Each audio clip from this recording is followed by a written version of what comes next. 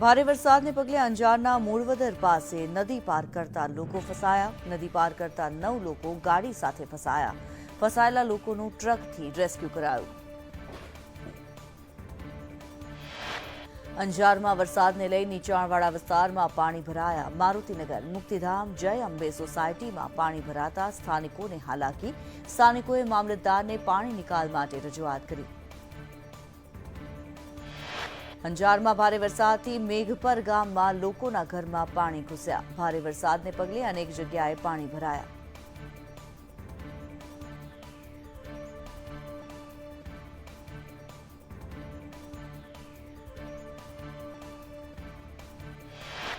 રાજ્યમાં ગઈકાલે વરસાદથી 8 લોકોના મોત થયા તો બીજી તરફ છેલ્લા 24 કલાકમાં 15 પશુઓના મોત।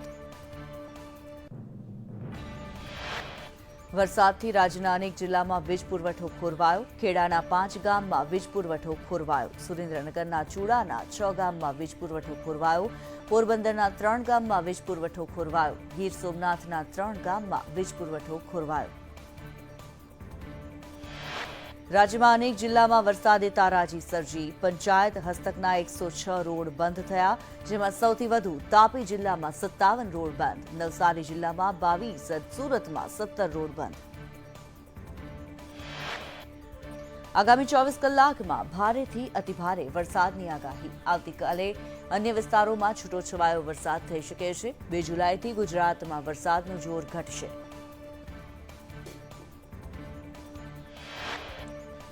સૌરાષ્ટ્ર દક્ષિણ ગુજરાતમાં કચ્છમાં ભારે વરસાદની આગાહી। તાપી, વલસાડ, નવસારીમાં ભારે વરસાદની આગાહી તો નર્મદા, ભરૂચમાં પણ ભારે વરસાદની આગાહી। જામનગર, દ્વારકા, પોરબંદરમાં ભારે વરસાદની આગાહી। ગીર સોમનાથ, દીવમાં ભારે વરસાદની આગાહી।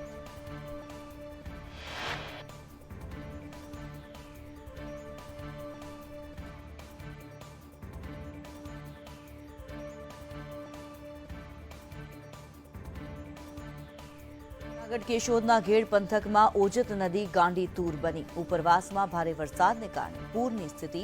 ઓજત નદી કાંઠાના પાળાનું ધોવાણ થતાં નીચાણવાળા વિસ્તારમાં પાણી ભરાયા। બામણાસાથી માણાવદર જવાનો રસ્તો પાણીમાં ગરકાવ। જૂનાગઢના કેશોદમાં વરસાદથી ભારે તારાજી। ઓજત નદીના રૌદ્ર સ્વરૂપના આકાશી દ્રશ્યો। ઓજત નદીના પાળા તૂટતા ઘેડ પંથક જળબંબાકાર। હજારો હેક્ટર જમીનમાં પાણી ફરી વળ્યા। ખેડૂતોની જમીનનું ધોવાણ સાથે મિલકતને નુકસાન। કેશોદ ઓજતમાં ધસમસતા પ્રવાહને કારણે 3 જગ્યાના પાળા તૂટ્યા। ઓજત નદીના પાળા તૂટતા જમીનનું ધોવાણ। ઓજતનું પાણી ખેતરો અને ઘરમાં ઘૂસતા ઘરવખરી તણાઈ।